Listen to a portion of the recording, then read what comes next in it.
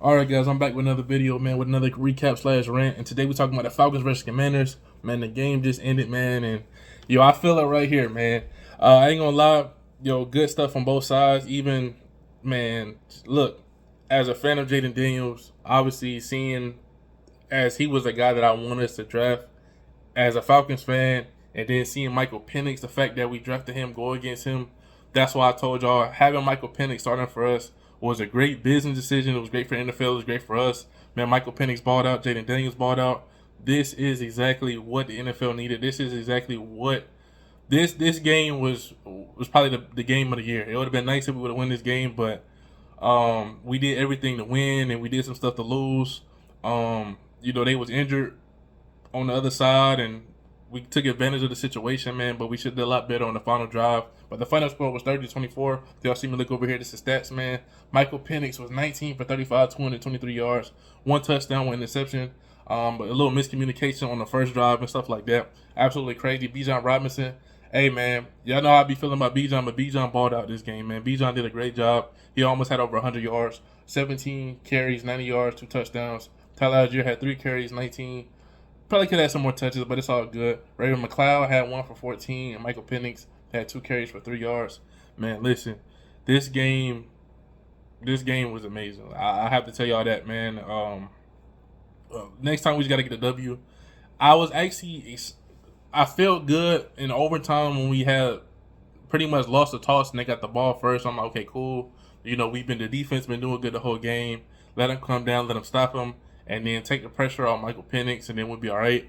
But hey, it didn't happen, man. It wasn't good for us, and the defense, Jaden Daniels ran all over us, man. The crowd was chanting MVP. The dude was looking like a star. He up there breaking RG3 record. Jaden Daniels balled out, man. So, like I said, this dude is special, and I feel like if somehow the Saints beat the Buccaneers next week and we win against the Panthers, if we make the playoffs, that rematch between us and Washington is going to be absolutely insane. I'm telling you, that's going to be the game to watch. And, of course, I believe if that's the case, that mean we will be at home if that happens. If I'm not mistaken. But anyway, Drake London balled out, 7 receptions, 106, no touchdowns, but Drake London has over 1,000 yards receiving this season.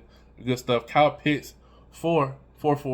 Good stuff right there. Mr. I just work here had a touchdown, a clutch touchdown is that. Man, Michael Penix, man, so many fourth down plays this game. He converted a touchdown, a first down. Michael Penix Jr. freaking balled out this game, man. Jaden Daniels balled out this game. We're going to get into his stats and stuff like that, but right now we're talking about the Falcons. Darnell Mooney, I thought he would do a lot more. A lot of the times Mooney was supposed to get the balls, like it was a miscommunication where the time was supposed to be there, or Michael Penix kind of threw it short. I don't know if he was trying to go for his height or for his speed, or if he thought he was going to come back. But I feel like Darnell Mooney could have made some more plays this game, but he just wasn't in position to make the plays. Cardell Hodge, I'm glad they used him a lot more this game, but he was kind of iffy as well. But anyway, man, that's it. As far as defense-wise, man, Jesse Bates had a sack. Matthew Judon had a sack. J.D. Bertrand, I love the fact that Jimmy Lake, that was probably one of the best defensive scheme I've seen the entire year. Jimmy Lake coached his freaking butt off, man. The disguise of having Caden Ellis on one side. Bertrand, he used every single linebacker this game. I feel like the weakest link this game was Lorenzo Carter, man. I know he's a Georgia boy and all that stuff, but Lorenzo Carter played like trash this game, man. I'm not even going to lie. Lorenzo, looking at it from like a fan perspective, looking on TV, if y'all don't know who Lorenzo Carter is, number 0, Lorenzo Carter played like trash this game. I feel like this is one of his worst games. David Ayumana had a sack. Despite Jaden Daniels running all over the place, we had a lot of sacks this game, and I think the team did good. Even Roro had came in with a nice hit. Mike Hughes was cool. A.D. Terrell liked the freak out of Scary Terry this game, and the fact that Jaden Daniels and them still pulled it off, you got to give them credit. They had lost a center. LaMarshawn Lattimore wasn't playing this game. They was on the other dude. Like it was. They balled out, man. But I feel like we could have won this game if our kicker would have made the freaking field goal. I thought it was good, but it was short, man. It just a lot of stuff that we could have actually won this game. But I'm mad. I'm happy of what I seen out there. I'm obviously mad about the result, but I know we could have won this game. That's how I feel. It's like, man, we should have won this game. I hope we would have won this game, but we didn't win this game. So it's all good, man. But I appreciate I appreciate the effort. I'm glad it didn't fall on Michael Penix. Oh, he threw the pick at the end of the game. He didn't do none of that. He put us in position to win, and in overtime, we didn't get a chance to touch the field. It reminds me of the old Mahomes days when I think it was when we went. Well, not we, but when they went against Tom Brady at one point.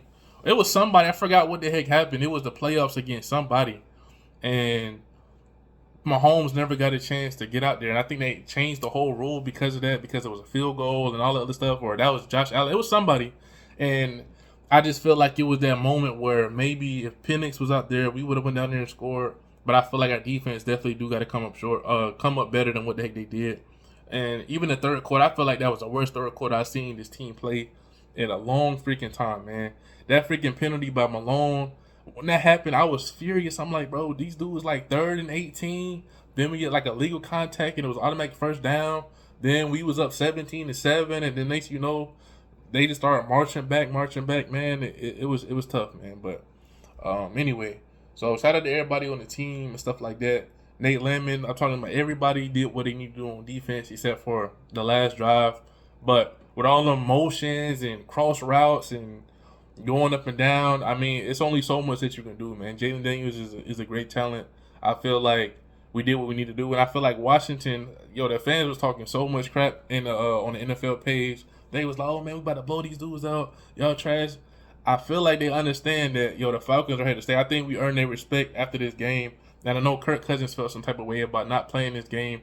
But if y'all remember the last time we played against Kirk Cousins in a Washington uniform, I believe we ended up going to overtime and ended up throwing that pick six to Robert Alford. I told you I was at that game. That would have been nice if that was what happened this game. Jalen Daniels would have thrown a pick six to Jesse Bates. But it did not happen. They ended up winning the game. So anyway, that's it for us, man. But anyway, Jaden Daniels, 24 for 36, 227 yards, 3 touchdowns, and an interception. Hold on. So yeah, 227. Michael Penix had 223. And they pretty much almost had the same freaking stats. Look, 19 for 35 for Penix, 24 for 36 for Jaden Daniels. But Jaden Daniels, the thing that made him stand out the most, this man had 16 carries for 127 yards. Average 7.9. Led the whole freaking game in rushing.